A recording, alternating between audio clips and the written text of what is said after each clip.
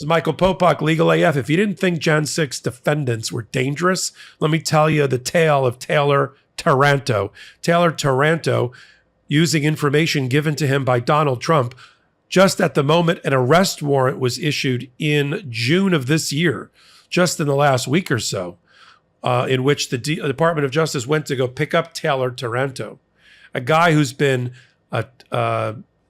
tormenting the Department of Justice, challenging them, goading them into arresting him all this long time, posting things on his social media, calling out Merrick Garland, come and get me, let's get the ball rolling. He had attacked law enforcement and hung out with Ashley Babbitt at the moment that she was taken out by law enforcement before she could get to the speaker's hallway and assassinate elected officials.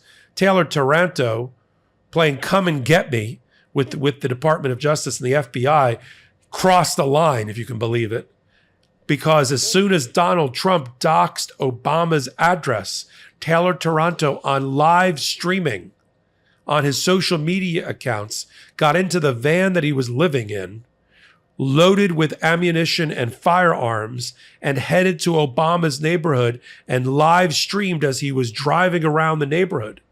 Fortunately, that entire neighborhood is under the protection of the Secret Service.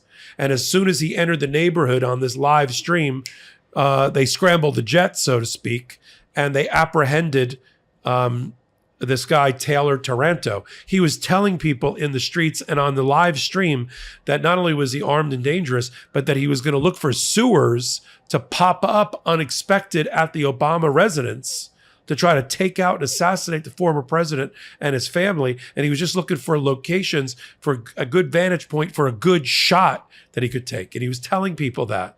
Before that, I mean, as crazy as trying to assassinate the president, former President Obama is, and live streaming about it, and entering a neighborhood on information given to you by Donald Trump, who doxed the former president.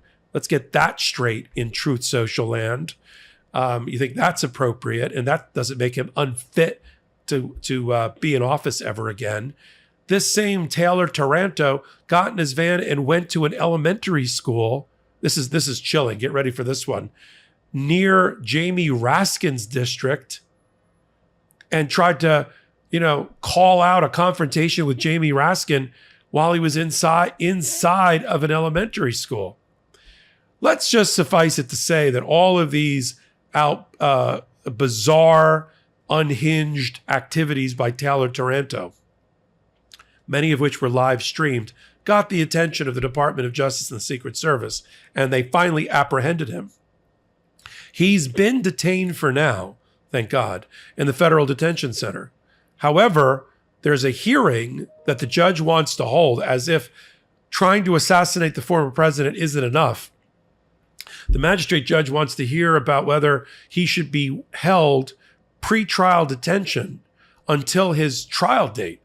I think the answer to that is a resounding yes.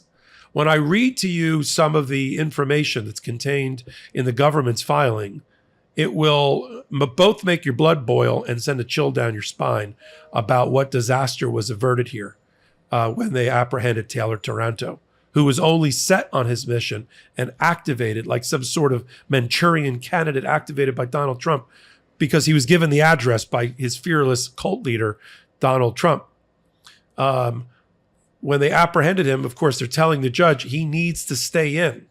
And these are the reasons. It's not just that he's a flight risk, but that look at the things that he's done and that we have recorded.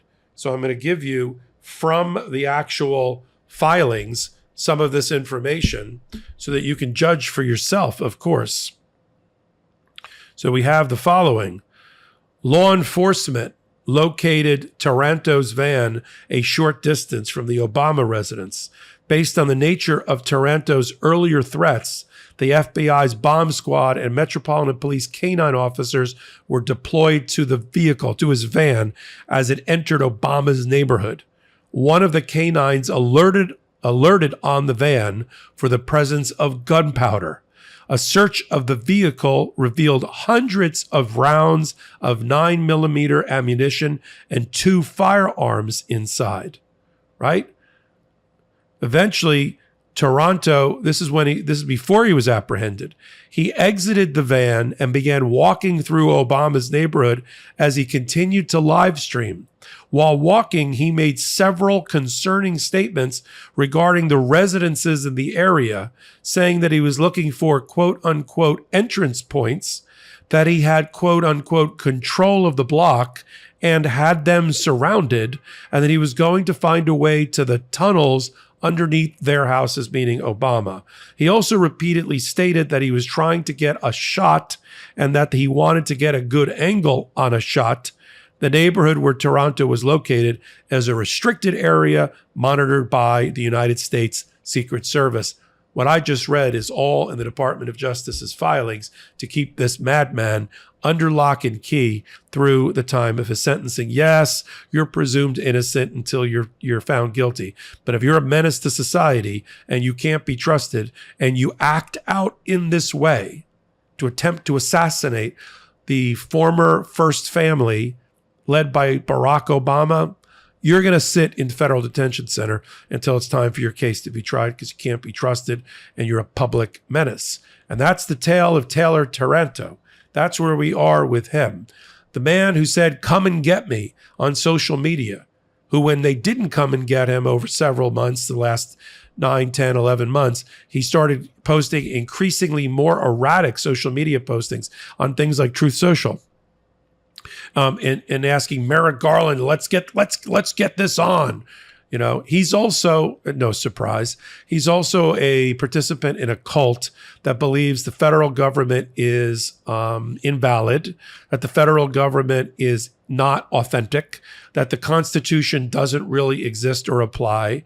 You know, he's one of these people who believes that he's some sort of freeholder, free person. He's not a citizen of the United States, which he believes was invalidly created. You have to ascribe to these principles in order for the next step, which is you not only participate in Jan 6 and scuffle with police and hang out with Ashley Babbitt on her mission to assassinate elected officials, but you end up in a van live streaming on your social media as you go to elementary schools, right? That soft underbelly of American security and children who are vulnerable, to try to take on Jamie Raskin to get attention for yourself. And when that doesn't work, you use the address given to you by your fearless cult leader, Donald Trump, who doxed the Obama family, and head for that Tony enclave, that Tony neighborhood in DC, protected by the Secret Service, live streaming the whole way that you're going to do harm to the former first family. And now you're going to go to the federal detention center and you're going to sit there until your trial is up. Now, I'm sure Taylor Taranto will get a lawyer.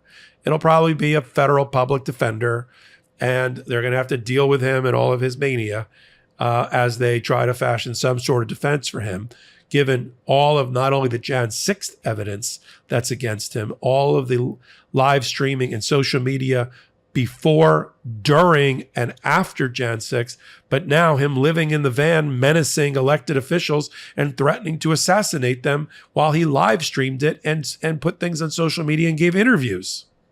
How fast do you think it's going to be for a jury or a judge to convict Taylor Taranto?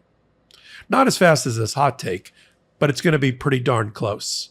I mean, it's taking juries just short amount of hours to convict Jan 6 defendants.